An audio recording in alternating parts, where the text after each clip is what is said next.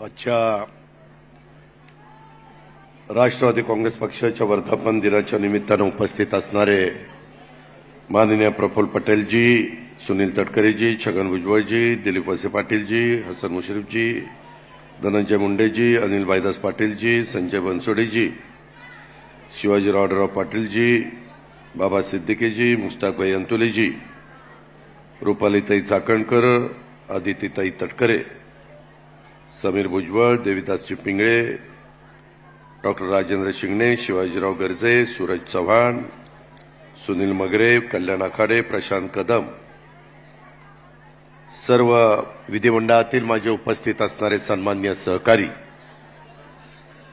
तसंच उपस्थित असणारे सर्व आजी माजी खासदार, आमदार, सर्व सेलचे अध्यक्ष, कार्याध्यक्ष, सर्व माझ्या महाराष्ट्राच्या विविध जिल्ह्यातून आलेले तिथले अध्यक्ष, तिथले जिल्हा कार्याध्यक्ष, सर्व सन्माननीय पदाधिकारी, पत्रकार मित्र, बंधू भगिनींनो आणि माझ्या तरुण मित्रांनो, मी देखील सुरुवातीलाच आपल्या सगळ्यांचं वर्धापन दिनाच्या निमित्तानं स्वागत करतो आणि या राष्ट्रवादी काँग्रेस पक्षाच्या रौप्य महोत्सवी वर्धापन दिनाच्या निमित्तानं इथं उपस्थित असणाऱ्या सर्वांनाच, तसंच राष्ट्रवादी काँग्रेस पक्षाच्या राज्यातल्या, देशातल्या, जगभरातल्या तमाम कार्यकर्त्यांना, हितचिंतक बंधू भगिनींना, माझ्या तरुण मित्रांना, पक्षाचा राष्ट्रीय अध्यक्ष या नात्यानं मी आजच्या दिनाच्या निमित्तानं मनापासून शुभेच्छा देखील देतो। मित्रांनो, नेहमीच मी भाषणामध्ये सांगत असतो, काळ वेळ कुणाकरता थांबत नसते आणि तशा पद्धतीनं बघता बघता 25 वर्ष झाली। थोडासा त्या आठवणींना उजाळा देण्याचं काम तटकरे साहेबांनी, भुजबळ साहेबांनी, बाकीच्या देखील प्रफुल्ल पटेल साहेबांनी, इतर मान्यवरांनी केलं। मी आल्यापासून बऱ्याच जणांची भाषणं फार बारकाईनं ऐकत होतो आणि माझ्याही समोर, कारण मी पण त्याच्यातला एक घटक आहे, एक साक्षीदार आहे। मित्रांनो, ही राष्ट्रवादी काँग्रेस पक्षाची स्थापना का झाली? त्यावेळेस एकत्र काँग्रेसमध्ये एक चर्चा सुरू झाली। राम प्रधानांना पराभूत व्हावं लागलं राज्यसभेमध्ये, दिलीपराव वळसे पाटील साहेबांना ते सगळं आठवत असेल, आणि त्याच्यातून राष्ट्रवादी काँग्रेस पक्षाचे आत्ताच्या असणाऱ्या अनेक आमदारांना त्यावेळेसच्या काँग्रेसच्या खूप त्रास सहन करावा लागला आणि अशाच वेगवेगळ्या प्रकारच्या गोष्टी वाढत गेल्या आणि नंतर अशी चर्चा व्हायला लागली की आपण काँग्रेस पक्षामध्ये राहिलो तर आपल्याला आपल्या जीवाभावाच्या कार्यकर्त्यांना खासदारकीची, आमदारकीची तिकीटं देखील मिळणार नाही आणि मग कसं पुढे जायचं, कसं कार्यकर्त्यांना आधार द्यायचा, कसं सहकारी मित्रांना विश्वास द्यायचा, आणि त्याच्यातून बरीच चर्चा झाली आणि तो परकीय मुद्दा सोनिया गांधी या परकीय अशा प्रकारचा पुढे आणला आणि त्याच्यातून माननीय पवार साहेबांनी, संगमाजींनी, तारिक अनवर साहेबांनी, ह्या सगळ्यांनी मिळून अनेकांना बरोबर घेऊन राष्ट्रवादी काँग्रेस पक्षाची त्या बाबतीतली स्थापना केली। मित्रांनो, ही राष्ट्रवादी काँग्रेस पक्षाची स्थापना होत असताना मला आठवतंय की एकंदरीतच ह्या सगळ्या संदर्भामध्ये अनेकांनी, म्हणजे भुजबळ साहेबांनी तर त्यावेळेस पायाला भिंगरी बांधल्यासारखा महाराष्ट्रामध्ये ते फिरत होते, एक मुलूक मैदानी तोफ, कारण तेव्हा भाजप शिवसेनेचं सरकार होतं। बऱ्याचदा त्यावेळेसच्या विरोधी सत्ताधारी पक्षाच्या प्रमुखांना बोलण्याच्या करता सगळेजण कचरायचे, परंतु त्याचा कुठलाही मुलायजा मनामध्ये न ठेवता भुजबळ साहेबांनी अतिशय आक्रमकपणे संपूर्ण महाराष्ट्र त्या ठिकाणी पिंजून काढला आणि त्याच्याबरोबर पदमसिंह पाटील असतील, विजयसिंह मोहिते पाटील असतील, मधुकरराव पिचड असतील, अरुण गुजराती असतील, कितीतरी मान्यवरांची नावं घेता येतील, हे सगळे सिनियर असायचे, आम्ही दुसऱ्या फळीतले कार्यकर्ते असायचो। परंतु आज 25 वर्ष पूर्ण होत असताना मित्र, या प्रदीर्घ वाटचालीमध्ये काँग्रेस पक्ष, राष्ट्रवादी काँग्रेस पक्षाने काही महत्वपूर्ण नेते आज आपल्या सोबत नाहीयेत, ह्याची पण खंत, ह्याचं पण दुःख माझ्यासारख्या कार्यकर्त्याला आहे। आणि त्याच्यामध्ये दिवंगत आराराबा पाटील असतील, दिग्विजय खानविलकर असतील, बाबा कुपेकरजी असतील, आमचे वल्लभशेठ बेनके असतील, बऱ्याच जणांची नावं घेता येतील।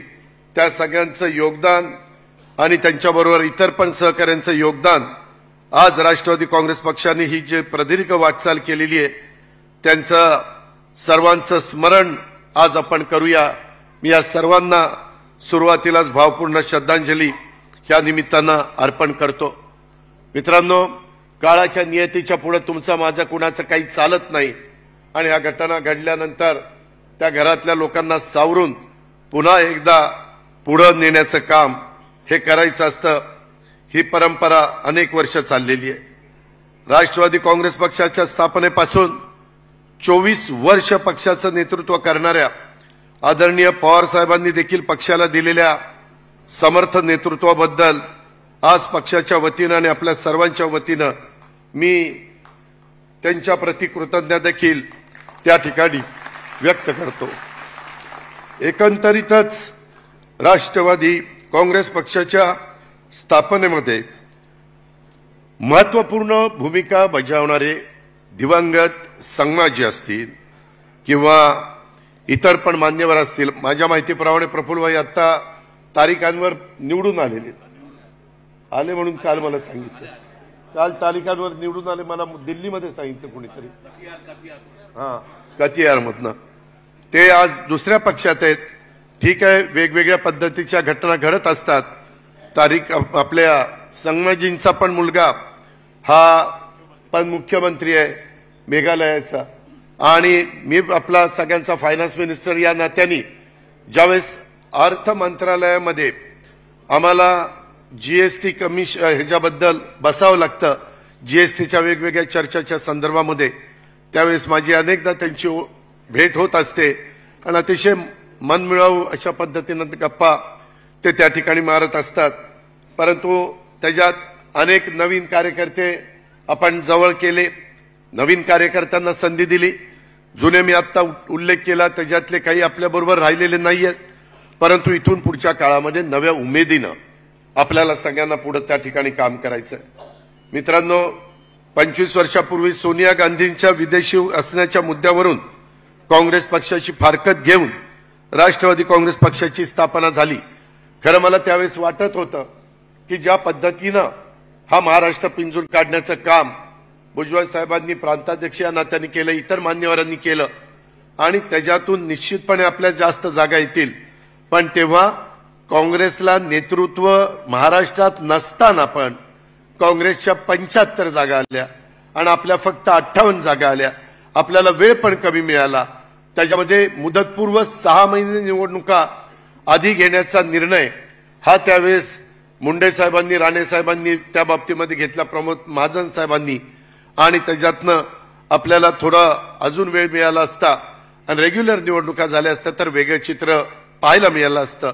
परंतु हे काढून चालत नसतं, असं झालं असतं तर तसं झालं असतं। जे झालं गेलं गंगेला मिळालं आणि ह्याच्यातून महाराष्ट्र, बिहार, गुजरात, अरुणाचल प्रदेश, गोवा, मेघालय अशा अनेक राज्यात आपल्या पक्षाचा विस्तार त्या ठिकाणी झाला आणि अनेक राज्यामध्ये आपल्या पक्षाचे उपमुख्यमंत्री झाले, काही ठिकाणी मंत्री झाले, काही ठिकाणी आमदार देखील झाले।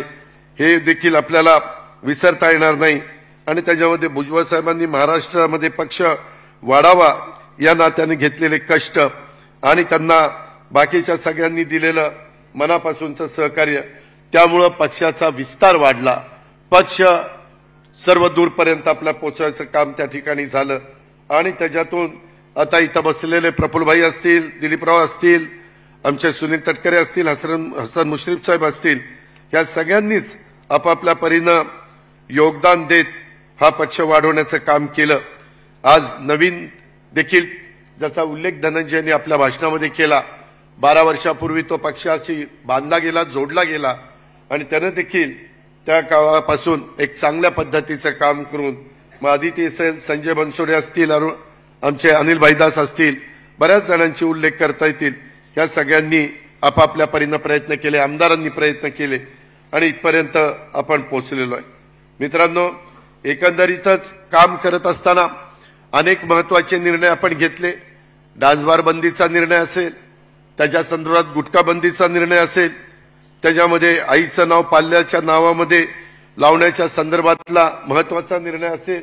इथल्या मान्यवरांना आठवत असेल, पहिलं तर आपल्या 33% जागा महिलांना होत्या, परंतु नंतर आपण 50% जागा महिलांना स्थानिक स्वराज्य संस्थांमध्ये देण्याचा एक महत्त्वाचा निर्णय घेतला आणि त्याची अंमलबजावणी देखील आपण सरकारमध्ये असताना त्या बाबतीमध्ये केली। आपला राष्ट्रवादी काँग्रेस पक्ष हा बळीराजासोबत जोडलेला पक्ष, शेतकऱ्यांचा पक्ष म्हणून खऱ्या अर्थाने तुमच्या माझ्या महाराष्ट्रामध्ये आपल्या पक्षाची ओळख, मग युवक असेल, महिला असेल, आमचे मागासवर्गीय असतील, मुस्लिम असतील, आदिवासी असतील, भटके विमुक्त अशा सर्व समाज घटकांना सोबत आपला पक्ष कायम जोडून राहिलेला आहे। पक्षाने कायमच पक्षाच्या संघटनेमध्ये आणि सरकारमध्ये देखील या सर्व घटकांना प्रतिनिधित्व देण्याचा प्रयत्न केला। 1 वर्ष 11 महिन्यापूर्वी जो निर्णय घेतला तेव्हाही आपल्याला 9 जागा मिळाल्या, परंतु त्याच्यातनं पण समाजातल्या जास्तीत जास्त घटकाला कसं प्रतिनिधित्व देता येईल, वेगवेगळ्या रिजनला कसं प्रतिनिधित्व देता येईल, ह्याचबद्दलचा प्रयत्न राष्ट्रवादी काँग्रेस पक्षाने केला आणि आपल्याला मंत्रिमंडळामध्ये देखील याचं प्रतिबिंब आपल्याला पाहायला मिळाल्याशिवाय राहणार नाही।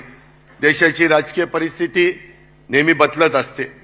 आताही ज्या पद्धतीनं लोकसभेच्या निवडणुका झाल्या आणि त्याच्यातनं अनेकांचे अंदाज चुकले, त्यामध्ये खूप काही जण खूप काही सांगत होते। मला बाबा सिद्दीकींनी त्याचा उल्लेख केला।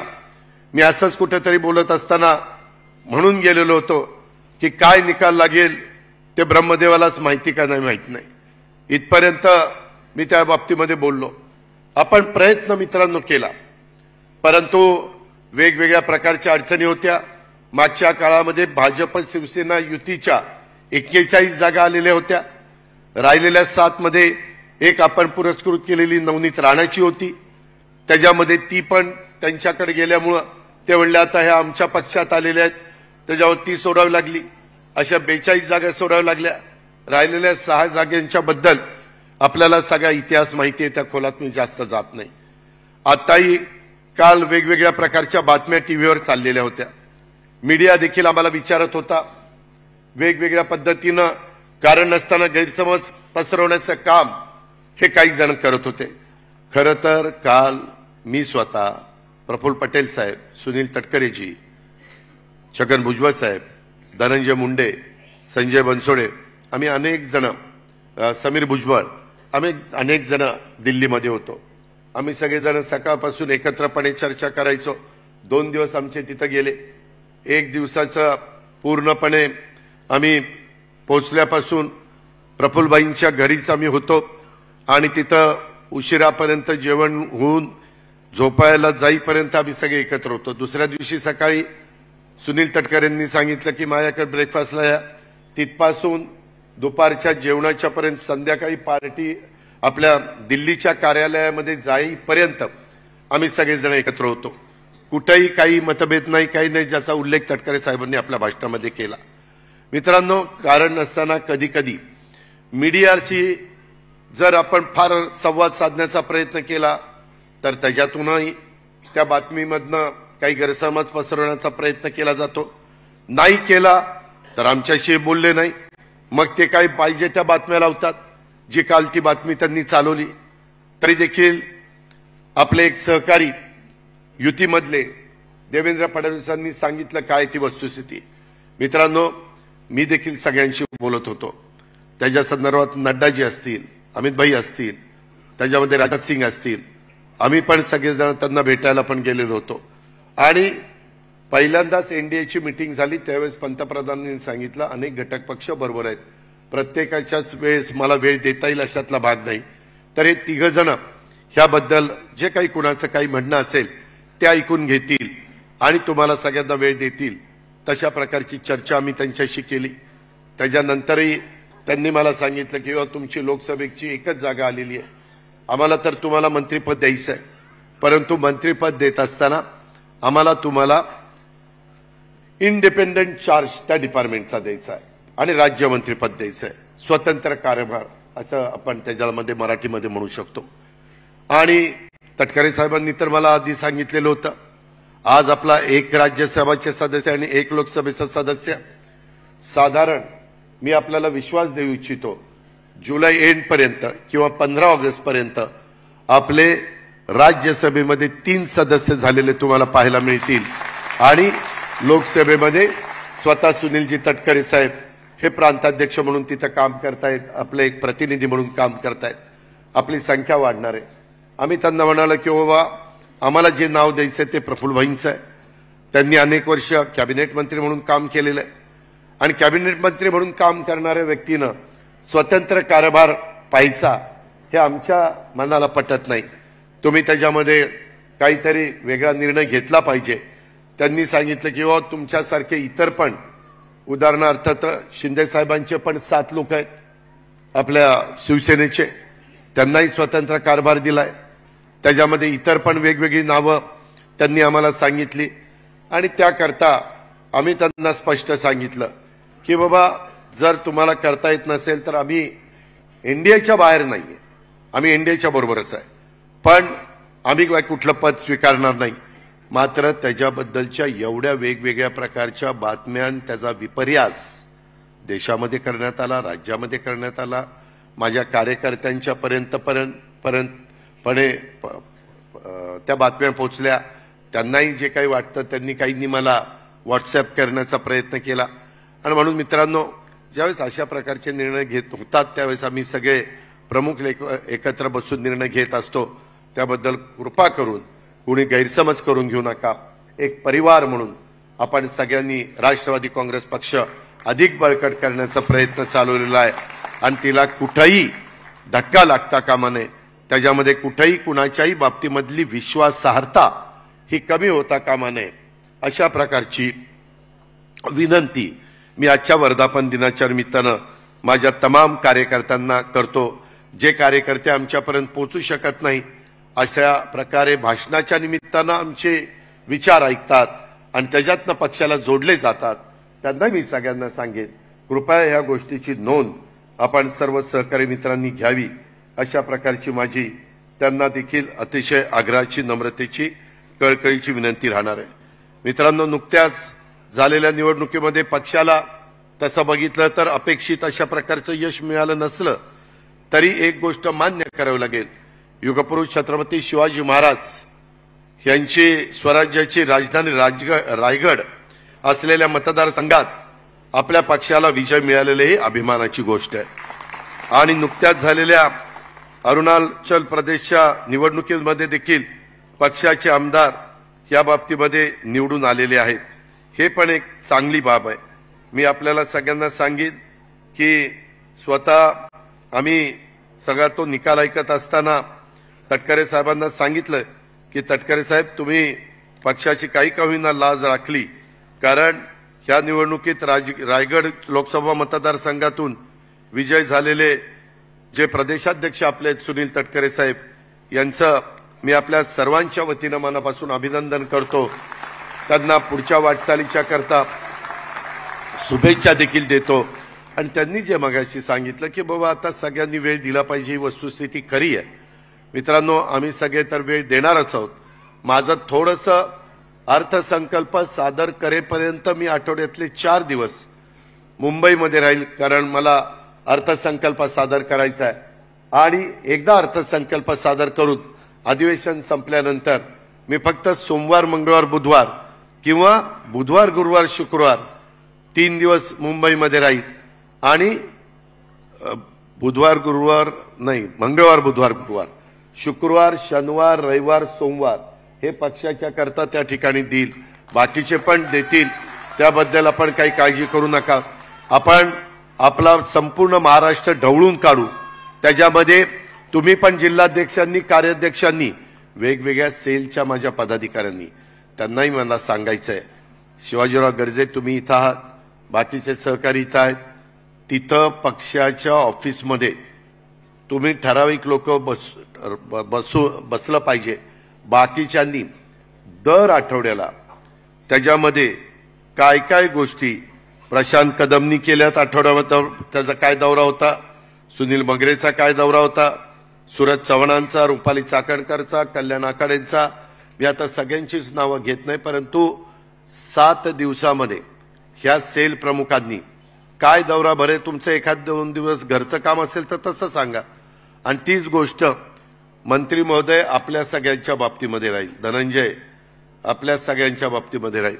आणि त्या पद्धतीनं आपण एकदा ही जबाबदारी स्वीकारल्यानंतर प्रांताध्यक्ष त्यांचा स्वतःचा कार्यक्रम तर ते आखणारच आहे. आणि अशा पद्धतीनं माग लोकसभेच्या निवडणुकीच्या पार्श्वभूमीवर ज्या ज्या गोष्टी थोड्याशा आपल्या नजरचुकीनं राहिल्या त्या दुरुस्त करून, त्यामध्ये मागं पण आमचं ठरलेलं होतं, एकनाथराव शिंदे, मी आणि देवेंद्रजी आम्ही तिघांनी मिळून विभागाचे दौरे काढायचे आणि नंतर जिल्हावाईज त्या बाबतीमध्ये जायचं. कारण आपण इतके दिवस समविचारी लोक एकत्र होतो, मध्ये 2.5 वर्ष आपण शिवसेनेबरोबर होतो, परंतु त्यावेळेस पण उद्धवजी आणि माझी बऱ्याचदा चर्चा व्हायची, ते पण म्हणायचे आपण जाऊया. परंतु त्या 2.5 वर्षामध्ये देखील वर नेते मंडळी स्टेजवर एकत्र बसतील, परंतु खाली काम करणारा गाव पातळीवरचा कार्यकर्ता, वॉर्डामध्ये काम करणारा माझ्या मुंबईतला, ठाण्यातला, कल्याण डोंबिवलीचा किंवा नव्या मुंबईचा किंवा पुणे, पिंपरी चिंचवड, औरंगाबाद, संभाजीनगर, नागपूर, ह्या सगळ्या, नाशिक, कोल्हापूर, सोलापूर वगैरे भागातले ह्या भागातले कार्यकर्ते यांची मदत जोडली गेली नाही. तिथं कुठंतरी ते गाव पातळीवर ग्रामपंचायतीत एकमेकाच्या विरोधात लढले, कोण स्थानिक स्वराज्य संस्थेमध्ये एकमेकाच्या विरोधात लढले, कोण आमदारकी खासदारकीला आपण एकमेकाच्या विरोधात लढलो. आणि ती जे काही थोडीशी अंतर पडलेलं होतं ते अंतर दूर करण्याच्या करता आम्हाला तेवढा वाव मिळाला नाही. ती चूक ती आपण ह्या येणाऱ्या निवडणुकीच्या निमित्तानं निश्चितपणे भरून काढू. मित्रांनो, एकंदरीतच मला आपल्याला सगळ्यांना सांगायचंय, इथं छत्रपती शिवाजी महाराजांना, महात्मा फुल्यांना, सावित्रीबाई फुल्यांना, राजर्षी शाहू महाराजांना, बाबासाहेबांना सगळ्यांना अभिवादन केलं. मी पुन्हा सांगतो, प्रत्येक वेळेस सांगतोय, जरी आपण महायुतीमध्ये असलो तरी शिवशाहू फुले आंबेडकरांची विचारधारा आपण कुठेही सोडलेली नाही. हे मी ज्यांच्याबरोबर आम्ही सरकारमध्ये आहोत त्यांच्या वरिष्ठांना देखील, प्रफुल्लभाई सुनील तटकरे, तुम्हाला आठवत असेल आपणच तिथं त्यांच्याशी बोललो, त्यांनी सांगितलं की ठीक आहे, ती तुमची विचारधारा आहे, आमचं काही म्हणणं नाही. अशा पद्धतीनं आपण मनामध्ये कुठलाही किंतु कारण नसताना वेगवेगळ्या पद्धतीनं आपले विरोधक, समोरचे लोक चुकीच्या पद्धतीनं नरेटिव्ह हा सेट करण्याचा प्रयत्न करतात, जो या निवडणुकीच्या निमित्तानं झाला. त्याच्यामध्ये संविधानाच्या बद्दल मी तर जाहीरपणे सांगत होतो, जोपर्यंत चंद्र सूर्य अस्तित्वात आहे तोपर्यंत घटनेचे शिल्पकार डॉक्टर बाबासाहेब आंबेडकरांचं संविधान कोणच मायेचा लाल बदलू शकत नाही. परंतु आपण जे सांगत होतो ते माझ्या मागासवर्गीय समाजाला, माझ्या आदिवासी समाजाला तिथपर्यंत नीटपणे समजून सांगण्याच्या करता आपण कमी पडलो आणि समोरचे विरोधी पक्ष मात्र नरेटिव्ह सेट करायला यशस्वी झाले. आत्ताही परवा सेंट्रल हॉलमध्ये एनडीएची मीटिंग झाली, तिथं संविधान ठेवलं होतं. पहिल्यांदाच संविधानाचं दर्शन पंतप्रधानांनी घेतलं आणि नंतर त्यांनी बाकीचं सगळं मार्गदर्शन केलं, इतरांची भाषणं झाली, प्रस्ताव ठेवला, त्याला अनुमोदन दिलं गेलं. मित्रांनो, काल देखील शपथविधी होत असताना संपूर्ण देशाचा कारभार 5 वर्षाच्या करता आता एनडीएच्या हातामध्ये नरेंद्र मोदींच्या नेतृत्वाखाली आलेला आहे. त्यामध्ये अतिशय मनापासून नितीश कुमार आणि चंद्रबाबू नायडूंनी साथ दिलेली आहे. त्यांची भाषणं आम्ही जवळनं ऐकली, तुम्ही पण टीव्हीमध्ये पाहिली असतील. त्यांनी सांगितलं की काही झालं तरी सरकार 5 वर्ष टिकवायचं आहे. समोरची लोक कारण नसताना काही ना काही पुन्हा नरेटिव्ह त्या ठिकाणी सेट करण्याचा प्रयत्न करतील. नाही, आता एवढं अधिवेशन झालं की जाणार, त्याच्याशिवाय आपले कार्यकर्ते टिकवता येत नाही. आणि कार्यकर्ते टिकवावेत म्हणून अशा पद्धतीने ते सांगायला मागे पुढे बघणार नाहीत। उलट आता 284 एनडीए आहे। तुम्ही बघा थोडे दिवसामध्ये तो आकडा अधिवेशनाच्या काळामध्ये किंवा त्याच्यानंतर 300च्या पुढे देखील गेलेला तुम्ही सगळेजण पाहाल। त्याच्यामुळे तुम्ही त्या बाबतीमध्ये कुठली शंका कुशंका मनामध्ये कार्यकर्त्यांनो बाळगू नका। ह्यामध्ये माझा आदिवासी समाज बाजूला गेला, माझा मागासवर्गीय समाज बाजूला गेला। मला इथं काम करणाऱ्या सगळ्या कार्यकर्त्यांना सांगायचं आजच्या वर्धापन दिनाच्या निमित्तानं की उलट यंदाचं वर्ष मला वाटतं संविधान वर्ष म्हणून 75वं असं साजरं करण्याचं स्वतः एनडीए सरकारने ठरवलेलं आहे। त्याच्यामुळं काही करून बाबा मतं कशी आपल्याला मिळवायची हा समोरच्यांचा प्रयत्न आहे। मित्रांनो, सीएच्या बद्दल माझ्या मुस्लिम समाजामध्ये देखील अशाच पद्धतीनं काही सांगितलं गेलं। बाहेर असणारे अल्पसंख्याक आपले त्यांना आपल्या देशामध्ये आणण्याच्या करता काही कायदा केला गेला, परंतु सांगण्यात आलं की आता इथनं बाकीच्यांना बाहेर काढलं जाणार आहे। वाटेल ते सांगतात, रेटून सांगतात, खोटं बोलतात, परंतु ते पटवण्याचा प्रयत्न करतात। आणि आपलं खरं असताना आपण पटवण्याच्या बाबतीमध्ये कमी पडलो, माझ्यासहित सगळे। मी तर सुरुवातीला सांगितलं की यंदाचा जे काही अपयश आहे त्याची संपूर्ण जबाबदारी राष्ट्रवादी काँग्रेस पक्षाचा अध्यक्ष या नात्याने मी स्वतः स्वीकारलेली आहे। त्याच्यामध्ये मला कुणालाही दोष द्यायचा नाही। शेवटी जे जे घटक पक्ष आपल्यापासून बाजूला गेले त्यांना पुन्हा आपलंसं कसं करता येईल त्याचा उल्लेख अनेक माझ्या आधीच्या वक्त्यांनी आपल्या आपल्या भाषणामध्ये केला। आणि तशा पद्धतीनं आपल्याला आखणी करून पुढे त्या बाबतीमध्ये जावं लागणार आहे। मित्रांनो, जरी आपल्या जागा ह्या कमी निवडून आलेल्या असल्या म्हणजे एनडीएच्या, तरी मी आपल्याला सगळ्यांना सांगू इच्छितो की आपल्या 17 जागा निवडून आल्या, 9 भाजपच्या, 7 शिवसेनेच्या, 1 आपली। त्यांच्या जवळपास 31 जागा विशाल पाटलांची जर धरली तर त्यांच्या आलेल्या 13, 9, 8 अधिक 1। पण तुम्हाला माहिती आहे बरेच जण तुम्ही मतं किती टक्के पडलीत महाविकास आघाडीला, ते इंडी वगैरे काय असेल ते, त्यांना महाराष्ट्रामध्ये 43.90% मतं पडली। किती? 43.90%। आणि आपल्याला 43.30% मतं पडली। फक्त अर्धा टक्क्याचा फरक आहे। अर्ध्या टक्क्यामध्ये हा चमत्कार सगळा झाला। आणि त्यावेळेस एवढे सगळे घटक जीवाभावाचे सहकारी जे अनेक वर्ष आम्हाला सगळ्यांना राजकीय जीवनामध्ये साथ देत आलेले आहेत ते देखील थोडेसे बाजूला गेल्यामुळं ही सगळा फटका। आणि त्याच्यामध्ये आरक्षणाचा पण काही भागामध्ये काही ना काही कुणाकुणाची भाषणं कशी झाली काय झाली त्या खोलामध्ये मी जात नाही, परंतु तेही तुम्हाला सगळ्यांच्या लक्षामध्ये आलेलं असेल। त्यामुळं ह्या सगळ्याच्या बाबतीमध्ये आम्ही 2 दिवस सगळेजण, मी मागाशी नावं घेतली ते प्रमुख होतोच, परंतु एकनाथराव आणि देवेंद्रजी पण दिल्लीमध्ये होते। एकदा प्रफुल्लबाईंच्या घरी आम्ही सगळे एकत्र बसून ह्याबद्दलची चर्चा केली, पुढं कसं जायचं, काय करायचं, कुणी कशी पावलं उचलायची। आणि दुसऱ्या दिवशी तटकरीजी तुमच्याकडे आपण बसलेलो होतो, तिथेही देवेंद्रजी आणि एकनाथराव आम्ही सगळे बसलेलो होतो। सांगायचं तात्पर्य आम्ही सगळ्यांनी ही गोष्ट अतिशय गांभीर्याने घेतलेली आहे। आपण काळजी करू नका। पण काही जण जाणीवपूर्वक वेगवेगळ्या प्रकारच्या बातम्या पेरल्या जात आहेत की इथं असं होणार आहे, इथं आता हे अमक्याकडे येणार आहे, हे तमक्याकडे येणार आहे। मी परवाच सगळ्या आपल्या आमदारांची बैठक घेतली। आमदारांनी काय सांगितलं ते तटकरे साहेबांनी सांगितलेलं आहे। कारण नसताना कार्यकर्त्यांच्या मनामध्ये संभ्रमावस्था निर्माण करण्याचं काम चाललेलं आहे। आपण पण आपली तयारी अतिशय व्यवस्थितपणे सर्व प्रकारे त्या बाबतीमध्ये करायला सुरुवात केलेली आहे। मगाशी बाबा सिद्दीकींनी सांगितलेलं हे आम्हाला 100% पटलेलं आहे की सोशल मीडियाकडे पण दुर्लक्ष करून चालत नाही।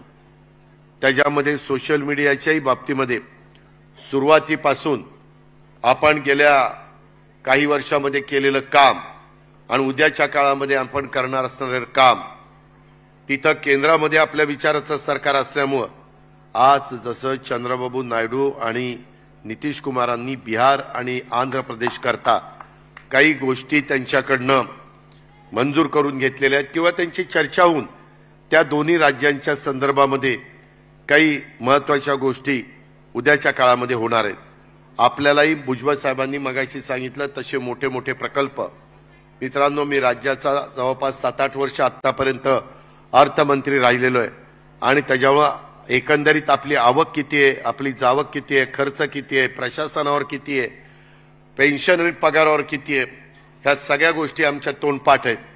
त्याच्यामध्ये इथं दिलीपरावांनी पण 1 वर्ष अर्थ विभाग सांभाळलाय, तटकरे साहेबांनी पण 1 वर्ष अर्थ विभाग सांभाळलेला आहे।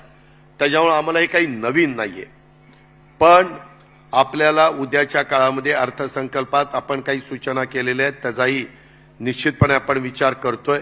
ते उद्याच्याला बजेट पेश झाल्यानंतर तुम्हाला सगळ्यांना पाहायला मिळेल। आपल्याला शेतकऱ्यांच्या बाबतीमध्ये देखील कापूस, सोयाबीन, दूध आणि कांदा, त्या कांद्यानी तर अक्षरशः सगळ्यांना रडवलं।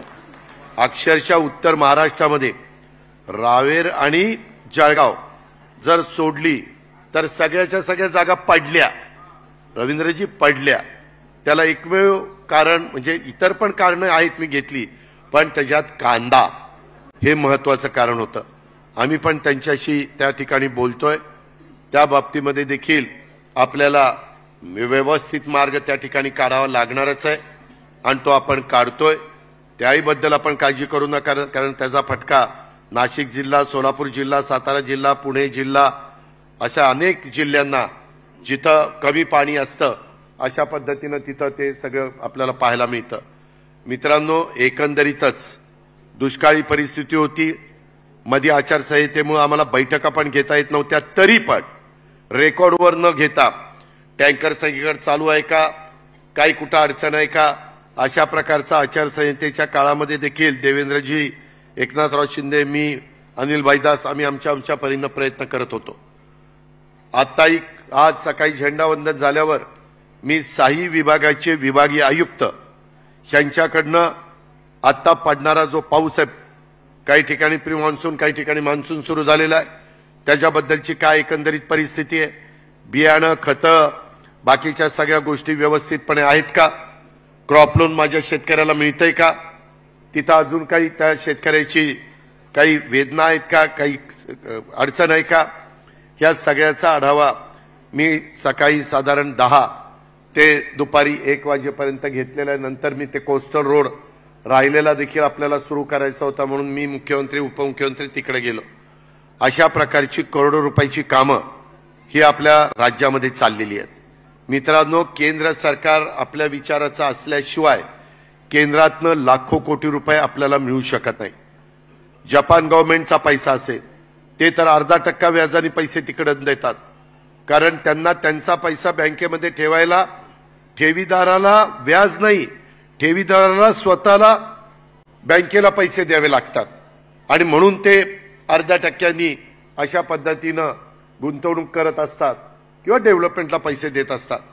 त्या पण बाबी आपल्याला आपल्या महाराष्ट्रातल्या जनतेला सांगावे लागणार आहे आणि ते सांगण्याचं काम देखील आपण व्यवस्थितपणे करू, त्याबद्दल आपण काही काळजी करू नका।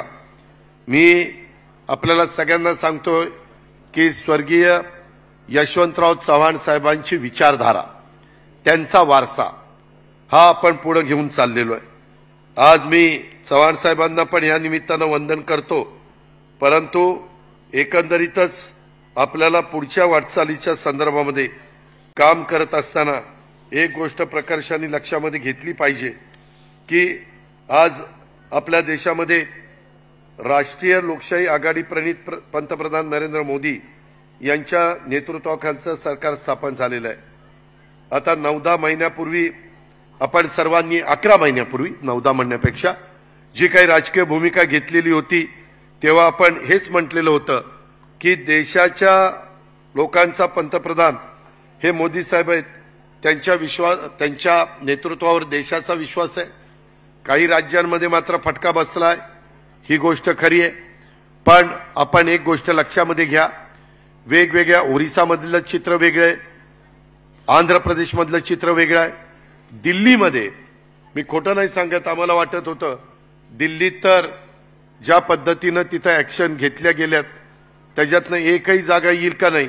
सातीचा साती जागा दिल्लीमध्ये भारतीय जनता पक्षाच्या त्या ठिकाणी आलेल्या आहेत. अशा पद्धतीनं त्या भागातला माणूस हा वेगवेगळ्या प्रकारचा विचार करणारा आहे.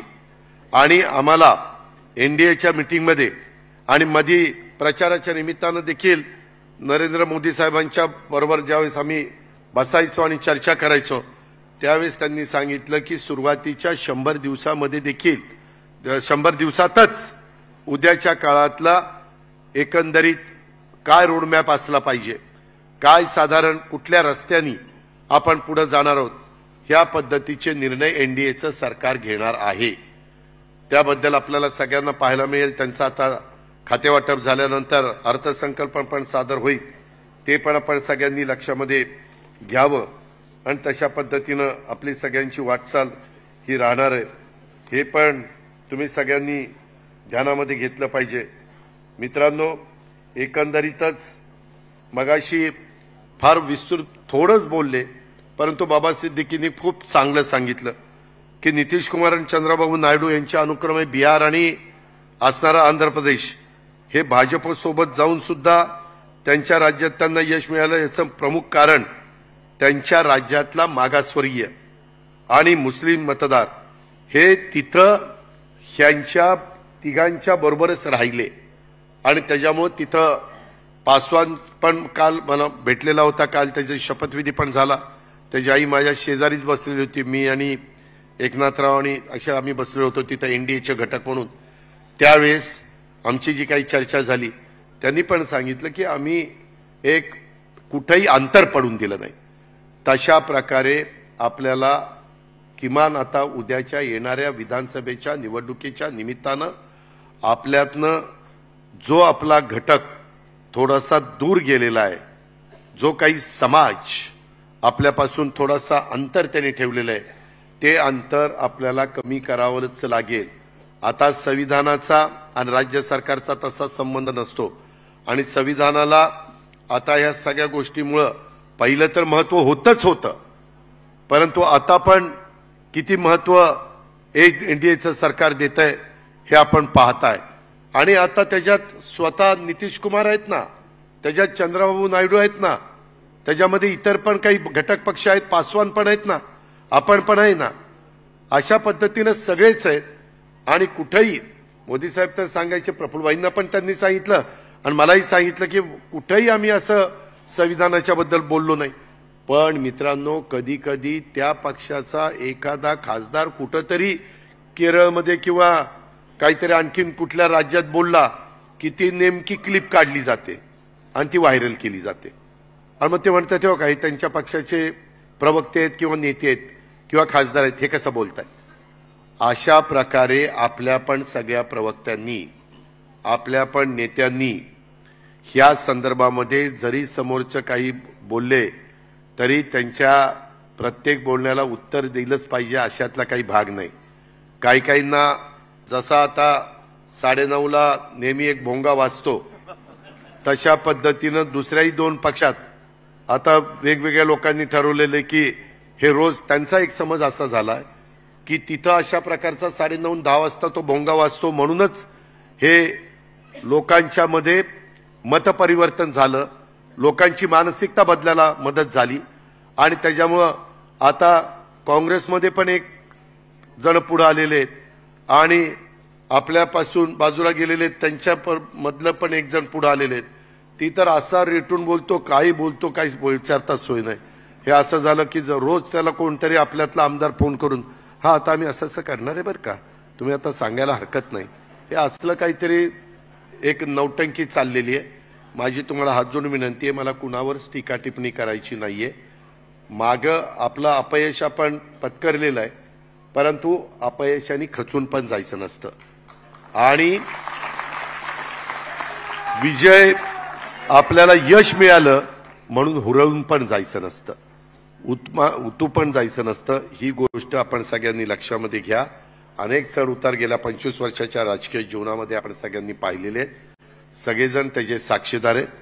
पुन्हा नव्या उमेदीनं नव्या जोमानी आपण सगळेजण त्या ठिकाणी कामाला लागूया।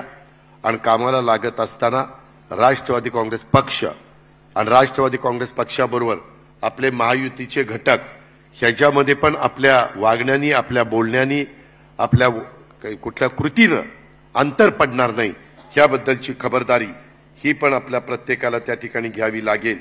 काही प्रवक्त्यांना जर काही अतिशय तातडीनं काही बोलावंसं वाटलं तर त्यांनी तटकरे साहेबांना आम्हाला कुणाला संपर्क साधावा आणि त्या पद्धतीनं विचारून घ्यावं की हे करावं का नाही करावं, त्याबद्दल आम्ही योग्य तो मार्गदर्शन त्या बाबतीमध्ये करू। आदिवासी भागामध्ये देखील जसं मगाशी काहींनी सांगितलं की मुस्लिम समाजाला पण यंदाच्या वर्षी मी बराच निधी दिला अल्पसंख्याक विभागाला, मौलाना आझाद महामंडळाला देखील 1000 कोटी रुपये भागभांडवल आपण वाढवलं। त्याचबरोबर आदिवासी इथं आता आमचे नरहरी जिरवळ प्रदेशात आहे, बाबा आत्रामचं ऑपरेशन झालंय, परंतु नितीन पवार, दौलत दरोडा, किरण लामटे डॉक्टर इथं आहेत, त्यांना सगळ्यांना विचारा सगळ्या आदिवासी भागामध्ये किती मोठ्या प्रमाणावर निधी त्या ठिकाणी दिला। तुम्हाला आश्चर्य वाटेल, तुमचा विश्वास बसणार नाही। नितीन कुठे? नितीनला विचारा, जवळपास 1,000 कोटी रुपये एकेकाच्या मतदारसंघामध्ये म्हणजे हॅमचे रस्ते, एन्युटीचे रस्ते वगैरे सगळं धरून त्या ठिकाणी दिलेले। कुठेही निधीची कमतरता ही आपण कुणाच्या बाबतीमध्ये कमी पडून दिलेली नाही, परंतु विकासाच्या बरोबर हे बाकीचे जे सामाजिक पैलू आपल्याला पाहायला मिळाले हे पण आपण लक्षामध्ये ठेवून पुढे त्या ठिकाणी गेलं पाहिजे। मित्रांनो, आज अरुणाचल प्रदेश विधानसभा निवडणुकीचा निकालाच्या बद्दल पण थोडीशी माहिती मी तुम्हाला देतो। तोही निकाल ह्या निकालाच्या आधी 2-3 दिवस जाहीर झाला। त्या निवडणुकीमध्ये निक कामीन हे एक आमदार, लिखा सोनी हे एक आमदार आणि टोटो टाटुंग हे एक आमदार, हे तिघं निवडून आलेले आणि एक जण 2 मतांनी पडला, एक जण 200 मतांनी पडला आणि बाकीचे जसं तटकरेजी म्हणाले कितीतरी जण सेकंडला त्या बाबतीमध्ये आले। हे तिन्ही विजयी झालेले जे उमेदवार आहेत त्यात आणि 10.43% मतं आपल्याला अरुणाचल प्रदेशमध्ये तिथल्या राज्यामध्ये राष्ट्रवादी काँग्रेस पक्षाने घेतलेली आहेत। त्यामध्ये ह्या तिन्ही विजयी उमेदवारांचं मी अभिनंदन केलेलंच आहे, ट्विट केलेलंच आहे, प्रफुल्लभाईंनी पण केलेलं आहे। परंतु आजच्या या वर्धापन दिनाच्या निमित्तानं आपल्या सर्वांच्या वतीनं पक्षाचा राष्ट्रीय अध्यक्ष या नात्यानं यांचं मनापासून अभिनंदन करतो, त्यांच्या पुढच्या वाटचालीच्या करता शुभेच्छा त्या ठिकाणी देतो। त्यांनी ह्या सगळ्यांनी मिळून अत्यंत निकारानं तिथं लढा दिला, यशाने त्यांना थोडक्यात हुलकावणी दिली, हे पण आपण सगळ्यांनी लक्षामध्ये घेतलं पाहिजे। आणि त्याच्यामुळे ज्याचा उल्लेख तटकरेंनी केला की मागं आपण सगळेजण एकत्र असतानाच आपला राष्ट्रीय पक्ष म्हणून जो दर्जा आपला काढून घेण्यात आला तो पुन्हा आपण सगळ्यांनी प्रयत्न केला तर यंदा पुढच्या वर्धापन दिनाच्या निमित्तानं तो आपल्याला मिळवायला देखील आपण यशस्वी होऊ शकू। त्याकरता देखील आपल्याला सगळ्यांना राष्ट्रवादी काँग्रेस पक्ष हा राष्ट्रीय पक्ष हे अरुणाचल प्रदेशच्या मिळालेल्या यशानं पुन्हा एकदा सिद्ध झालेलं आहे आणि त्याच्यात इतर पण काही राज्यामध्ये आपल्याला तशा प्रकारचं काम त्या बाबतीमध्ये करायचं आहे, हे पण आपण सगळ्यांनी लक्षामध्ये ठेवलं पाहिजे। मी पुन्हा आपल्याला सगळ्यांना सांगेन, शिवशाहू फुले आंबेडकर ही राष्ट्रवादी काँग्रेस पक्षाची विचारधारा होती, आजही ती विचारधारा आहे आणि यापुढे देखील ती विचारधारा राहील, यात कोणी शंका घेण्याचं अजिबात कारण नाही। राष्ट्रवादी काँग्रेस पक्ष हा देशाच्या आणि राज्याच्या विकासाचा विचार करून एनडीए मध्ये आपण सामील झालेलो आहे। देशाचा आणि राज्याचा विकास हा जरी महत्त्वाचा असला तरी शिवशाहू फुले आंबेडकर हा देशाच्या लोकशाहीचा आत्मा आहे, तसाच तो राष्ट्रवादी काँग्रेस पक्षाचा देखील आत्मा आहे। आत्म्याशिवाय कोणी जिवंत राहू शकत नाही आणि त्यामुळे शिवशाहू फुले आंबेडकर विचारधारा कदापि आपला पक्ष सोडणार नाही, हे आपल्या पक्षाच्या रौप्य महोत्सव वर्धापन दिनाच्या निमित्तानं देशातल्या जनतेला देखील, माझ्या राज्यातल्या जनतेला देखील आणि माझ्या सगळ्या देशातल्या राज्यातल्या कार्यकर्त्यांना, नेत्यांना आणि सहकाऱ्यांना देखील मी आवर्जून या निमित्तानं सांगू इच्छितो। कारण पुन्हा पुन्हा काही जण म्हणतात की दादा काही आपले पक्षाचे नेते हे सतत ते ठासून सांगत नाही, मात्र ह्या निवडणुकीच्या निमित्तानं आपण हे जे काही नरेटिव्ह सेट करण्याचा प्रयत्न झालाय त्यावेळेस आपण ठराविक जण जे सभाच्या मी असतील, प्रफुल्लभाई असतील, भुजबळ साहेब असतील, तटकरेजी असतील, मुश्रीफ साहेब असतील किंवा धनंजय असतील, अनेक सहकारी जे सभांच्या निमित्तानं फिरणारे त्यांनी ह्या गोष्टी सतत बोलल्या पाहिजे, सतत सांगितलं पाहिजे, त्याशिवाय गत्यंतर नाही। म्हणून त्याच्याही बद्दलची नोंद आपण सगळ्यांनी घ्यावी। आपण राष्ट्रीय युवकांचा अध्यक्ष म्हणून कालच धीरज शर्मा यांना आपण पत्र दिलेलं आहे। काल मी, तटकरे साहेब, स्वतः प्रफुल्लभाई, धनंजय, संजय बनसोडे आम्ही सगळेजण तिथं होतो।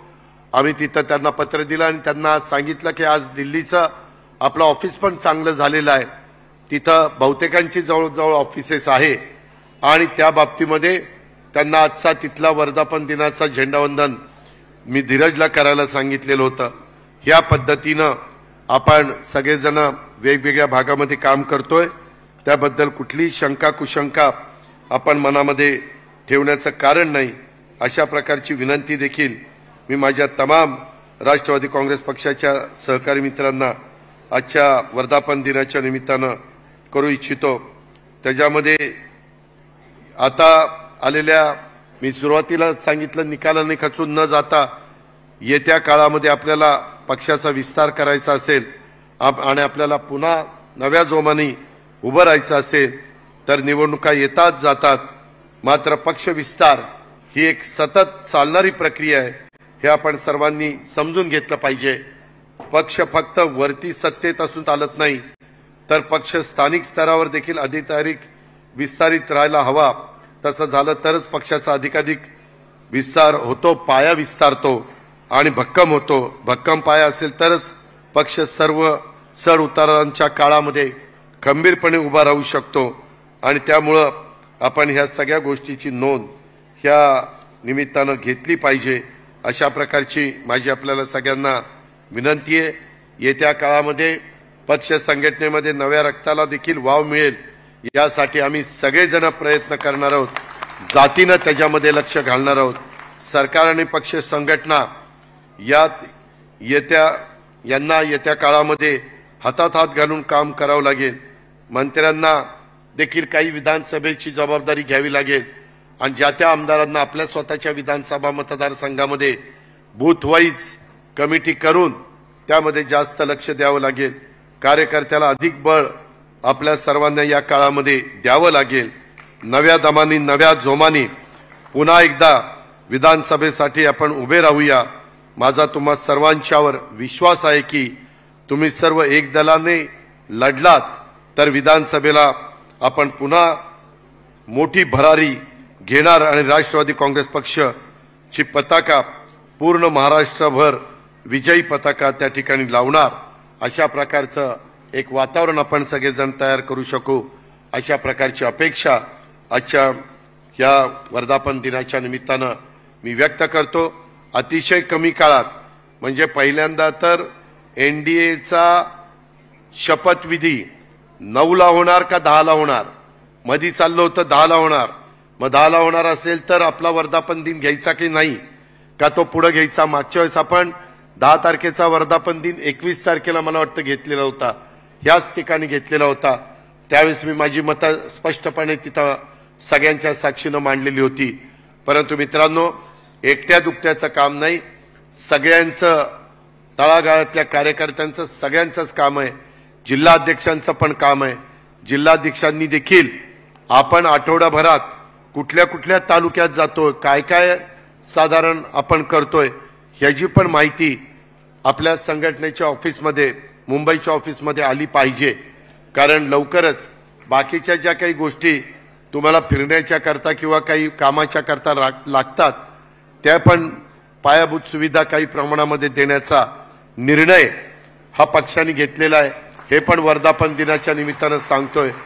परंतु तो निर्णय घेतल्यानंतर ते पायाभूत सुविधेचं काम पक्षाच्याच विस्तार वाढीच्या करता व्हावं, देवदर्शनाच्या करता होऊ नये, लग्न कार्य त्या ठिकाणी जुळवायला किंवा ह्याला होऊ नये, ह्याची नोंद कृपा करून सगळ्यांनी या निमित्तानं घ्यावी। आणि अतिशय कमी वेळामध्ये सुनील तटकरे, समीर भुजबळ आणि सगळ्या राष्ट्रवादी काँग्रेस पक्षाच्या जीवाभावाच्या कार्यकर्त्यांनी ह्या वर्धापन दिनाचा हा जो काही मेळावा इथं आयोजित केला आणि आपण प्रचंड संख्येने तो उपस्थित राहिला, त्याबद्दल त्यांनाही दोघांना आणि त्यांच्या सगळ्या सहकाऱ्यांना मी धन्यवाद देतो। आपण पण मोठ्या संख्येने आल्याबद्दल आपल्यालाही धन्यवाद देतो आणि आपल्या सगळ्यांची रजा घेतो। जय हिंद, जय महाराष्ट्र। धन्यवाद दादा। सर्वांनी जाग्यावर उभं राहायचंय, राष्ट्रगीताने आपल्याला समारोप करायचंय, सर्वांनी जाग्यावरती उभं राहायचंय। सर्वांना विनंती आहे की राष्ट्रगीताने समारोप होणार आहे, त्यामुळं आपण आपल्या जागेवरती उभं राहायचंय।